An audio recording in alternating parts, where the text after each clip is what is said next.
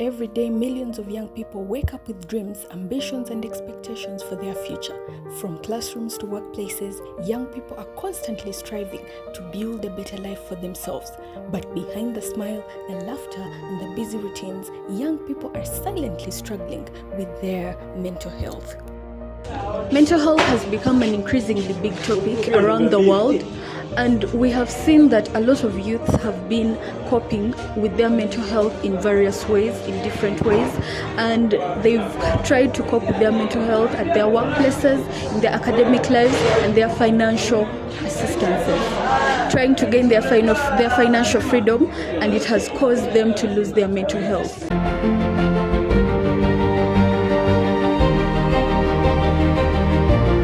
These mental health challenges may seem very normal, but they're actually big, and they actually are affecting the youth today, mentally, physically, and emotionally.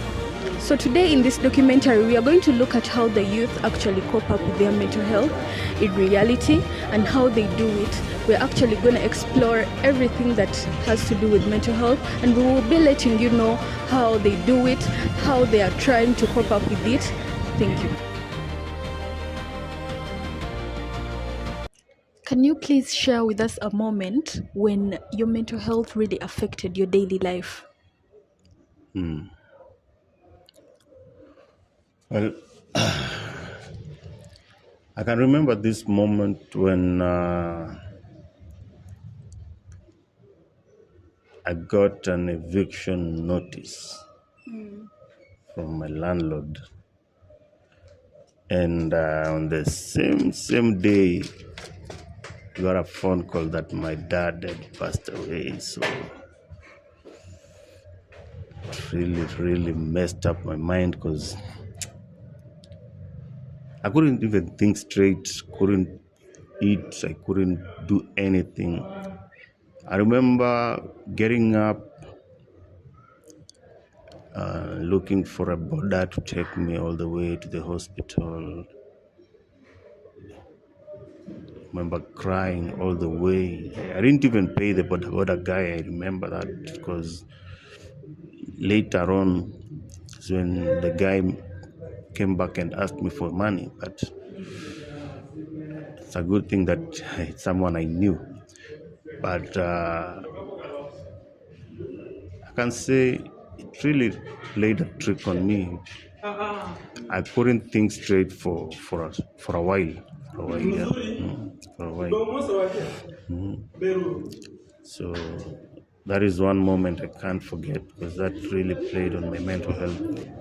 What do you think families and institutions should do better into helping the youth, like help them stabilize their mental health in various ways? How can you advise them to do better into helping the youth cope up with their mental health?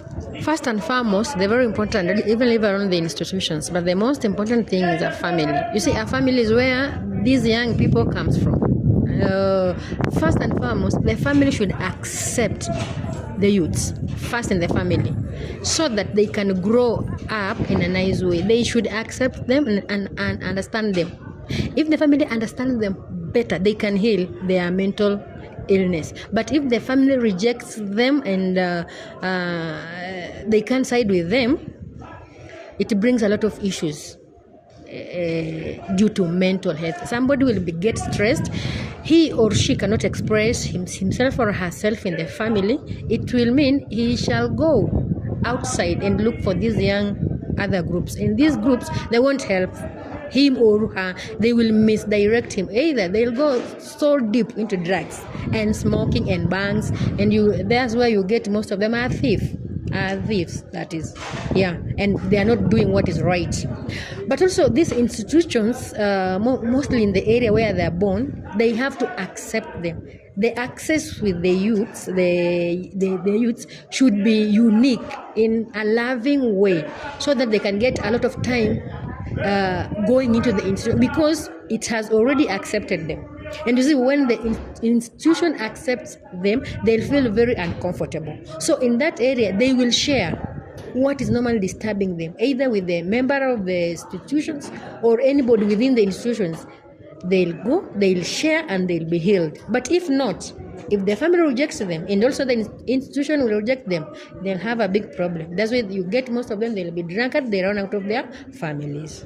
Yeah. So if the family or the institutions help them and accept them so that they can treat them and give them their directions in life, it can be better. How would you describe the mental health state of the youth today? I'd say that most youths are going through a lot today, and nowadays there's a lot people are going through. But what I can say about today's current mental health of most youths, the ones who speak and find help are the strongest ones, and those who don't express themselves or show their emotions are the ones suffering. So for me, I can say that it's a 50-50 kind of thing. Some are struggling and some are okay, and also trying to cope up with the situation, and they have accepted it. They accepted the situation. Being young today comes with many responsibilities and expectations. Many young people are under pressure to perform well academically, succeed professionally, and maintain a perfect image in the social media. These pressures can create stress and emotional exhaustion. Mental health challenges such as anxiety, depression, and stress are becoming increasingly common among young people. However, many continue to struggle quietly without seeking help. Experts emphasize that mental health struggles are real and should be taken seriously. Early support and open conversations can help young people cope with stress and emotional challenges. What are some of the pressures that young people face today and are not able to put out there? Like they're facing them in silence. Young people. Like the youth.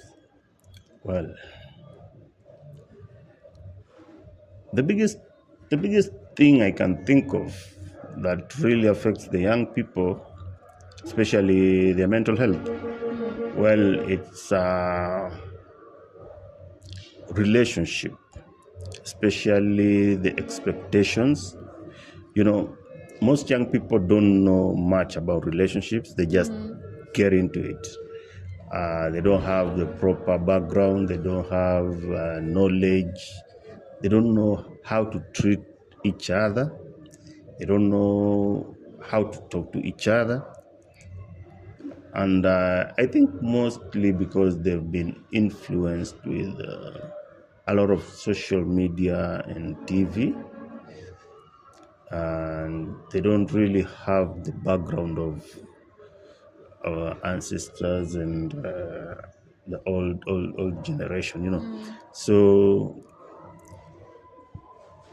you find that someone is suffering in a relationship and they don't have a shoulder they can lean on or someone older they can talk to for advice and just general knowledge on how to handle certain situations in relationships, certain stuff in relationship. So you find that someone ends up hurting the other person. Yes. Physically, emotionally. Do you think that they feel like they would be judged is part of the reasons as to why they try and keep it on the down low and try and deal it within themselves, or? I don't really think judging is an issue per se, because, well, I think the challenge is young people fear. Yes. They fear failing. They fear being labeled as failures, especially in relationships. So they tend to keep things bottled up because they don't know how to talk it out. I think it's because of this this trend of young people getting married or getting into relationship early, and it being like a rebellion phase for them. So when you did something out of rebellion, you can't really go to your father or your mother seeking advice when it fails. Or you can't face your elders when it goes down the drain. So you tend to just keep it inside, and it really affects you. But you can never keep things inside forever. Why do most young people find it hard or difficult to seek help?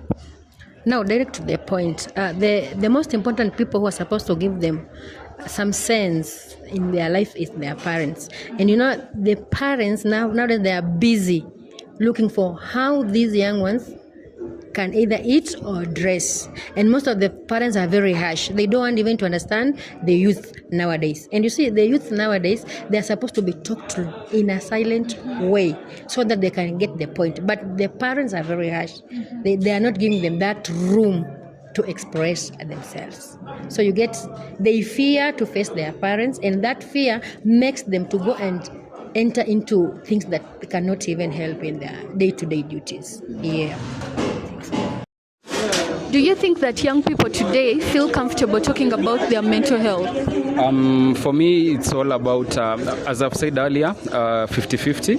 I think 50% of most young generations are seeking help, and also social media can lead into to mental health, depression, and all that. Yeah, but also some influencers, some people talk about mental health openly. So I believe that some of the youth are going towards that direction of opening up and finding help. But there's also this 50% of people of young youths who find themselves isolating themselves from the world.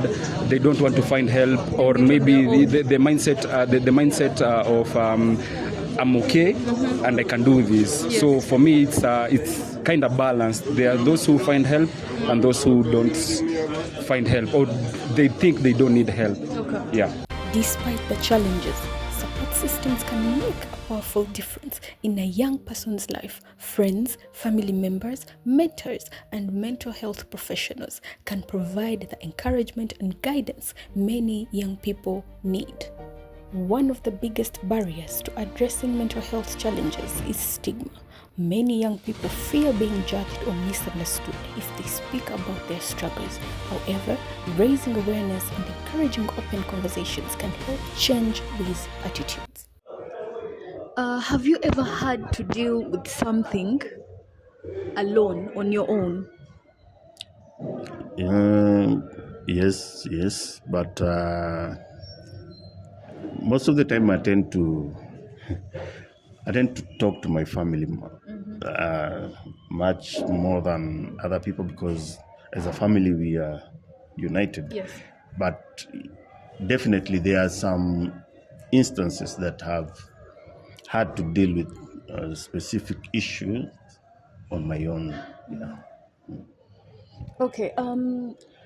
With all that being said, how were you able to manage or try and stabilize your mental health? Because we've seen that you struggled with your mental health. How did you overcome all those troubles and worries that you were going through? Well, I would be lying to tell you that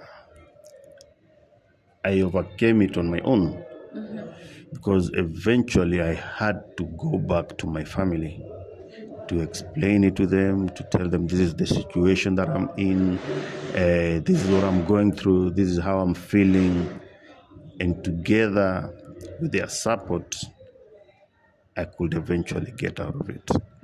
Yeah, but dealing with it on my own got me deeper and deeper into it. So I don't recommend dealing with it on your own.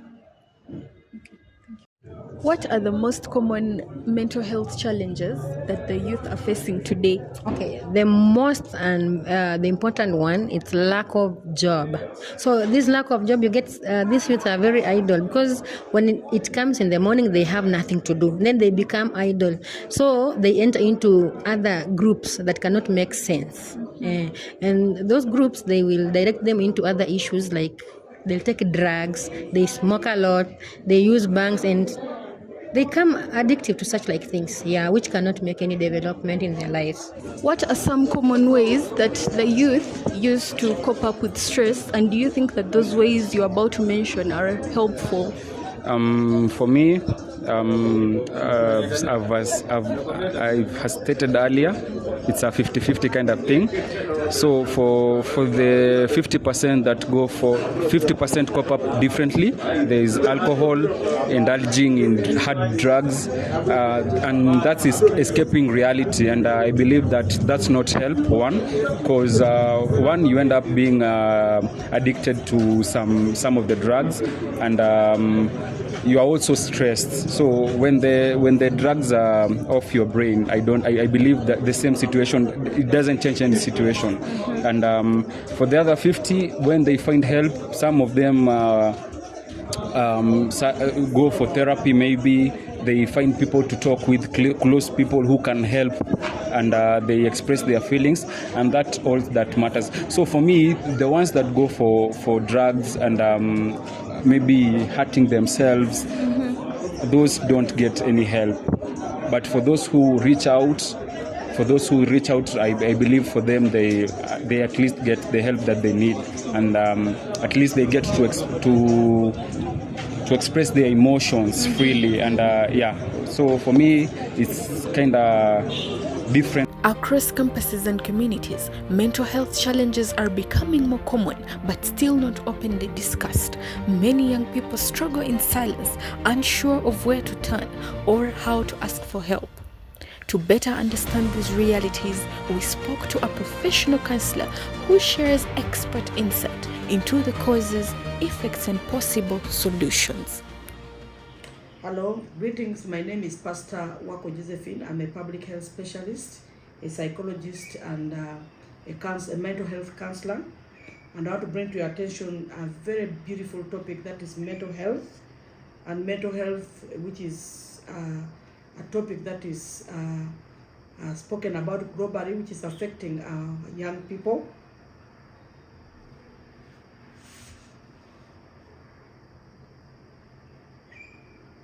And the main mental issues that affect the university students, their causes, is anxiety. So you find that they become they get anxiety because some of them have gone to a new environment, some of them have pressure of books, and then also we look at things like depression, maybe because of some of them are coming from families that are broken, maybe they are raised by single mothers, they're living with stepmothers, so they are going to have a lot of mental issues. Maybe the other one also is stress of books, maybe changes, maybe going overseas for studies, maybe going to university which is not of their choice. So some of those are the causes that bring these people to have a mental breakdown. And when we are speaking about this mental health, it brings to our attention the age group that is very vulnerable. Globally now we are looking at the age between 10 and 25, but now we are speaking about university students. That means that we are looking at the age bracket of 20 to 25, sometimes going further to 30. Those are the most vulnerable people when we are speaking about mental health that need attention. And the reason why this age group is vulnerable is because most of them now have left their homes and they are transitioning to be independent. So that means they begin to make their own decisions. Some of them are staying far from home. Maybe the university is far from home and they're staying in hostels or renting their own rooms. So that means they do not have parental supervision. So it leads to the breakdown. And so as we speak about this topic, mental health, we find that you should be able to look at the warning signs that come that show that somebody is breaking down. Sometimes you can have mood changes and mood swings. Sometimes you can look at behavior change. Some of them show up signs of fatigue. Maybe they overeat, they oversleep, and they even miss classes. Some of them do see a deterioration in their performance in class. They are not able to perform well, so their academic performance falls below average. So those signs, every time, sometimes as parents, when we see the performance dropping, we begin to blame the children instead of looking at the signs. But those are some of the signs that show that there's a mental breakdown in the life of a child.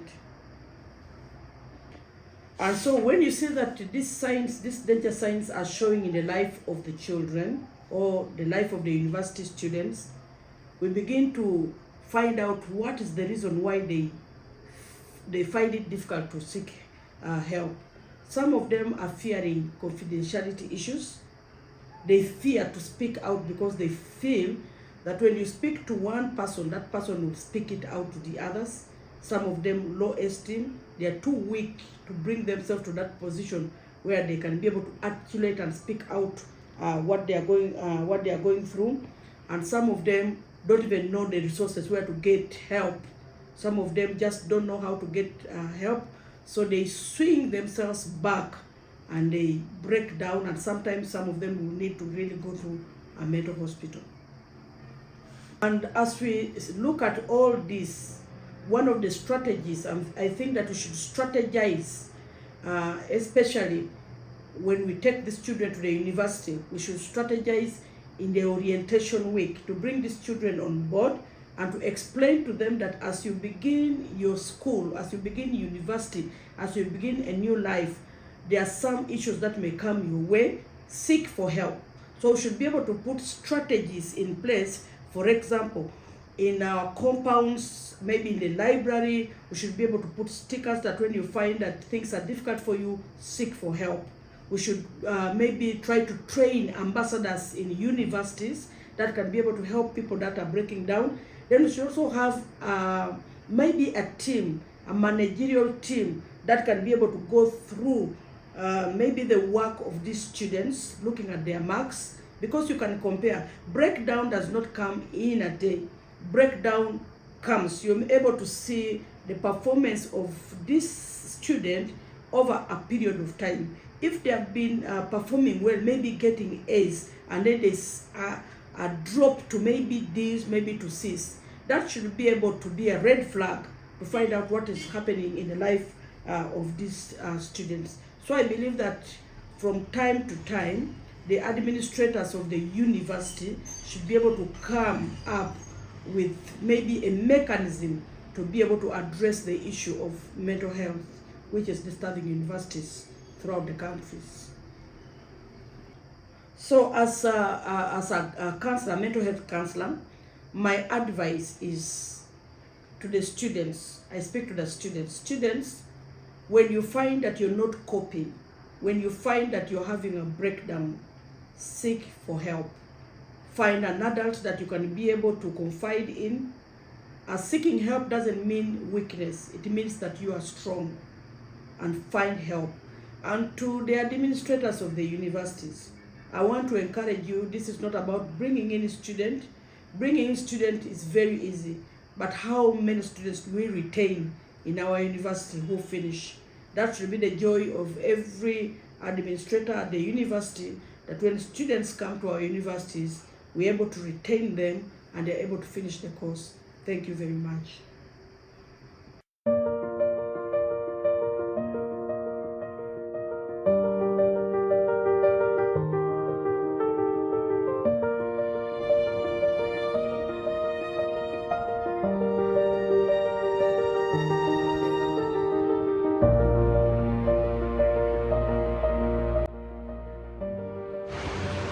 Mental health is as important as physical health, and a lot of youths are finding it very challenging to cope up with their mental health. But by supporting the youth and making sure that they are okay and making sure that they are heard, we could stop the silence when they are going through something.